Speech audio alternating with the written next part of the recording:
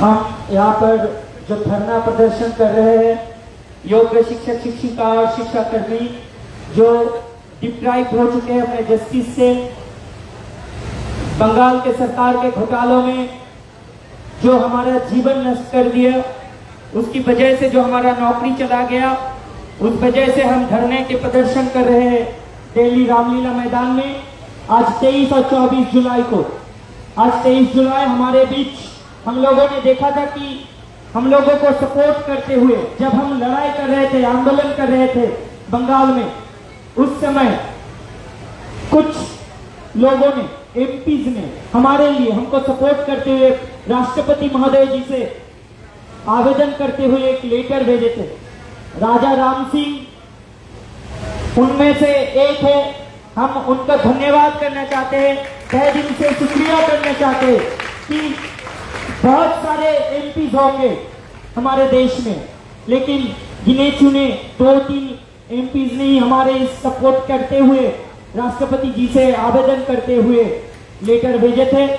हम सब आपको धन्यवाद देते हैं और चाहते हैं कि आगे भी हमारी इस लड़ाई में आप हमें सपोर्ट करते रहिए। कैसे इस जो मुद्दे को हम उठाए हैं, जो बंगाल के भ्रष्टाचार के खिलाफ है और जो बुलडोजर जस्टिस हमें मिल रहा है उसके खिलाफ जो हम लड़ाई जारी है हमारा, इसको सपोर्ट करते हुए आप यहाँ पे आए हैं।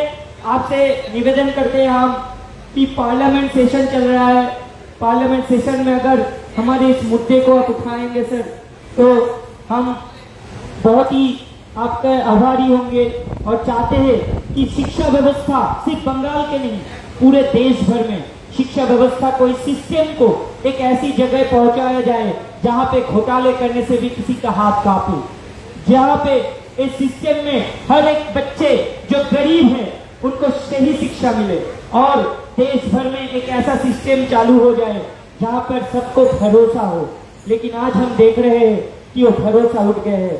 लोगों के दिल में एक संख्या है कि क्या होगा भविष्य अपने बच्चों का, क्या होगा भविष्य अगर कोई सरकारी नौकरी, शिक्षक शिक्षिका शिक्षाकर्मी जो आगे भी इस प्रोफेशन को अपने दिल से इसको अपनाना चाहते हैं, वो भी डरते हैं कि अगर हम इस नौकरी को लेंगे सरकार हमारे साथ देगी।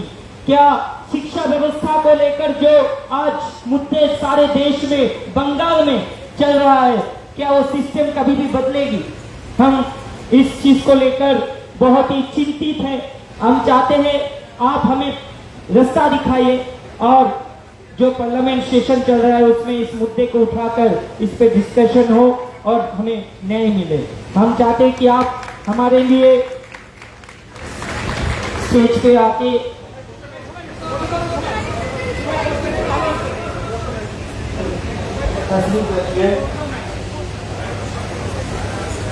योग्य शिक्षक शिक्षिका शिक्षाकर्मी की तरफ से एमपी सर राजा राम सिंह जी को संबर्धित किया जाएगा। मैं रूपा कर्मकर मैडम को बोलूंगा कि उनको संबर्धित किया जाए। और जो हम चाहते थे कि दिल्ली में हम लोग प्रोटेस्ट कर रहे हैं, पार्लियामेंट सेशन भी चल रहा है, तो एमपी जो हमारे लिए सोचते, जो सही शिक्षा व्यवस्था के लिए सोचते, जो सिस्टम को सही रास्ते पे लाने के लिए सोचते, जो सोचते कि योग्यों को सही शिक्षा मिले और योग्यों को सही एक रास्ता मिले, तो हम चाहते हैं कि राजा राम सिंह जी को संबर्धित किया जाए। रूपा मैम,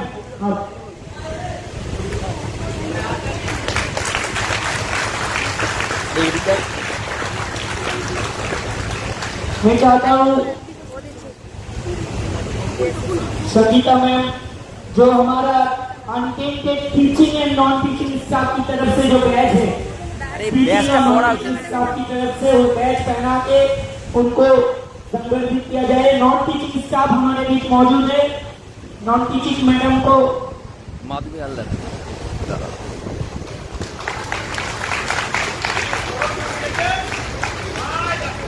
जो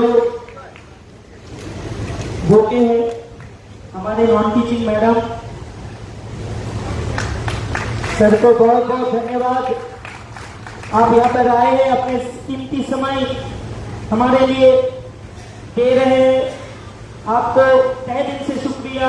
हम चाहते हैं यहाँ से आप पूरे राज्य को, हमारे पश्चिम बंगाल सरकार को, इस देश को एक ऐसा सूचना दे, एक ऐसा आप कुछ कहे ताकि हम लोगों को साथ जो इनजस्टिस हुआ है उसका कोई तो तोड़ निकाले, कुछ तो हो, जैसे कि हमें एक नया सिस्टम मिले, हमें न्याय मिले। हम लोग सभी यहाँ पे न्याय विचार चाहते हैं। जो लोग दोषी है उनको सजा मिले, लेकिन जो निर्दोष है उनको सजा ना मिले, यही हम चाहते हैं। हम सत्य के साथ हैं, हम न्याय के साथ हैं। हम अन्याय को नहीं सह पाएंगे, हम भ्रष्टाचारियों को नहीं सह पाएंगे, हम दोषियों को नहीं सह पाएंगे। सर प्लीज इधर का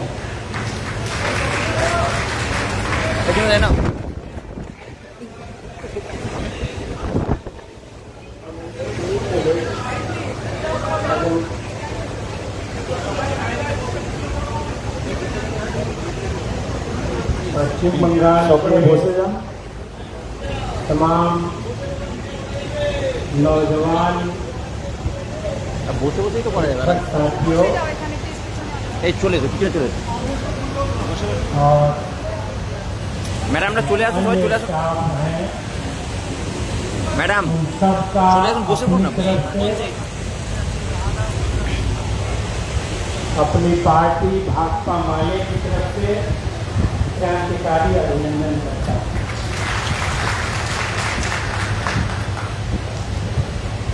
सबसे पहले तो आपके जो सवाल हैं, जो आपकी मांगे हैं, उनके साथ मैं खड़ा हूँ, इसका समर्थन करता हूँ। आपकी मांगे पूरी की जाए और सुप्रीम कोर्ट भी पुनर्विचार करे और हाई कोर्ट के आदेश पर पुनर्विचार करते हुए उसको निरस्त करे। ये आपके मंच से मैं मांग करता हूँ और इस तरह का प्रदर्शन भी हम लिखते हुए दोबारा भी जरूरत पड़ेगा। अभी आपके एक साथी जंजीर में खड़े हैं, तो याद आ गई अभी हाल ही में जो अमेरिका में हमारे लोग काम कर रहे थे, अमेरिका ने उनको जंजीर में डाल करके, पैरों में बेड़ी, हाथों में हथकड़ी डाल करके अमृतसर हवाई अड्डे पर उतार दिया और भारत की सरकार एक शब्द नहीं बोली। उसके बाद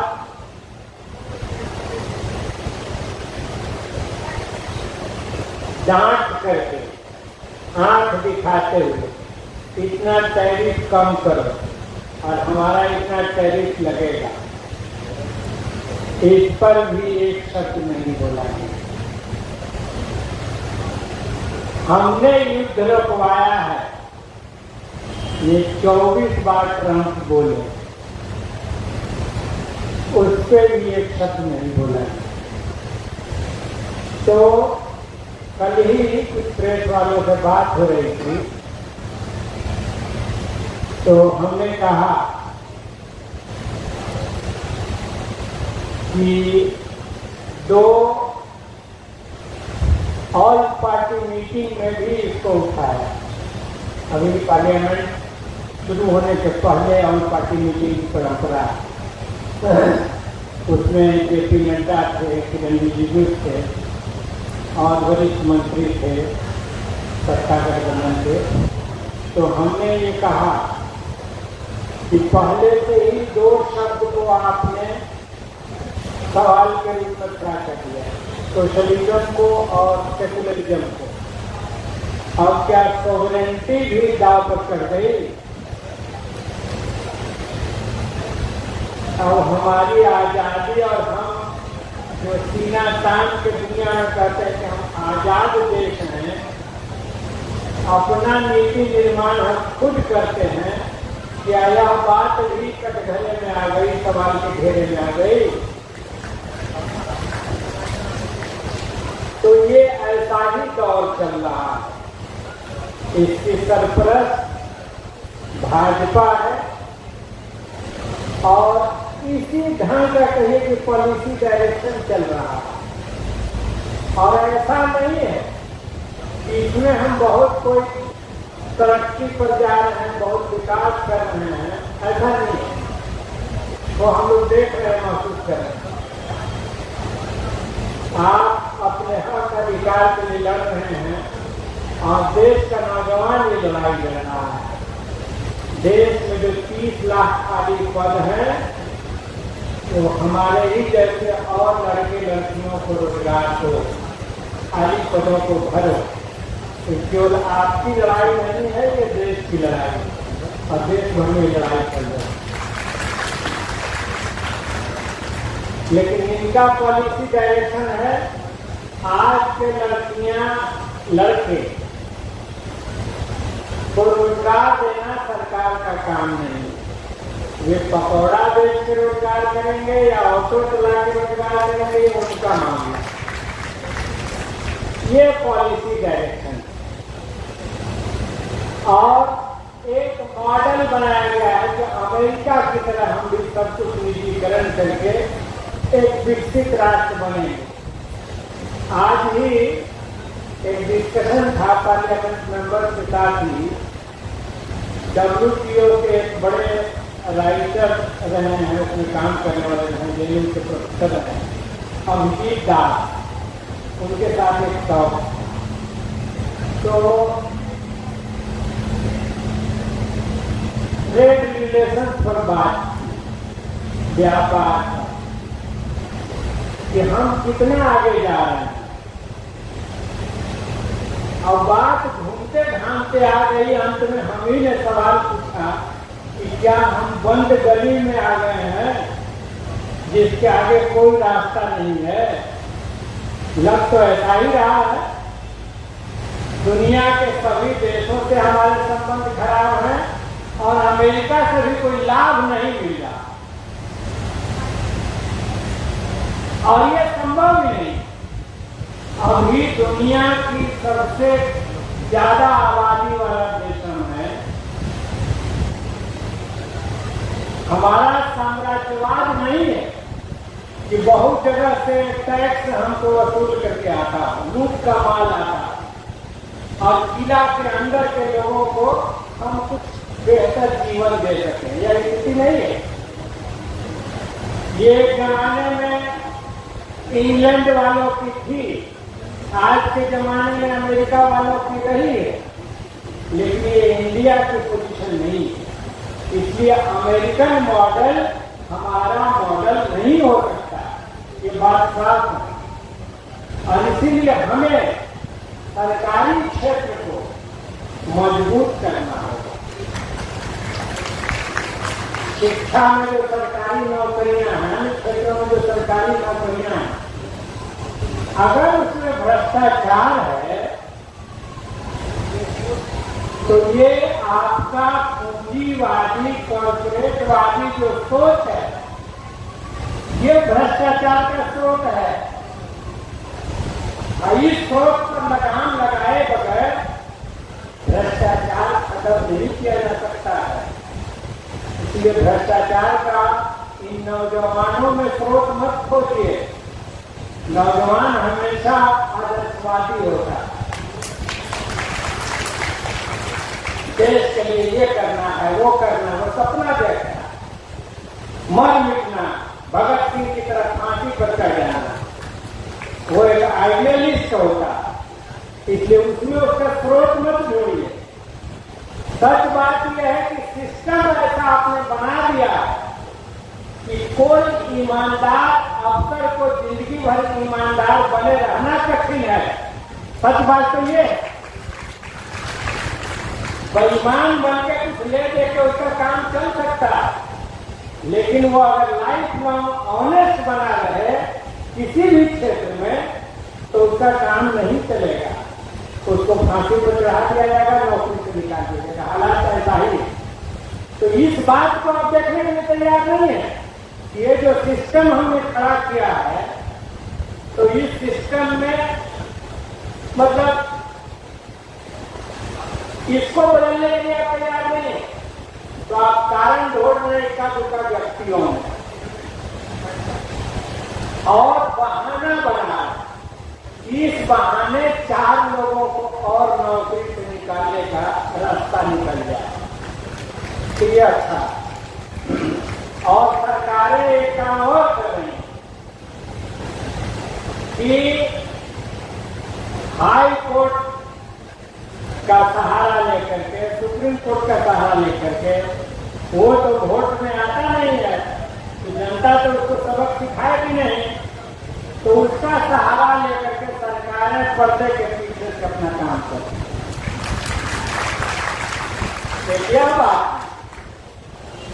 बहाना है हाई कोर्ट का, सुप्रीम कोर्ट का, उसके खिलाफ तो भाई बोला नहीं जाएगा, अवमानना हो जाएगी, जस्टिस का मामला है।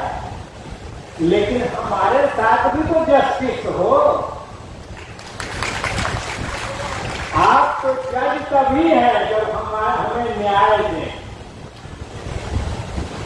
जो पीड़ित लड़के हैं, लड़कियां हैं, शिक्षक शिक्षिका हैं, बहुत महत्वपूर्ण काम कर रहे हैं। धीरे धीरे जो शिक्षा को प्राइवेट करने की कोशिश की जा रही है, सरकारी शिक्षा का अधिकांश अब गरीब घर के साधारण परिवार के लड़के लड़कियां पढ़ते हैं।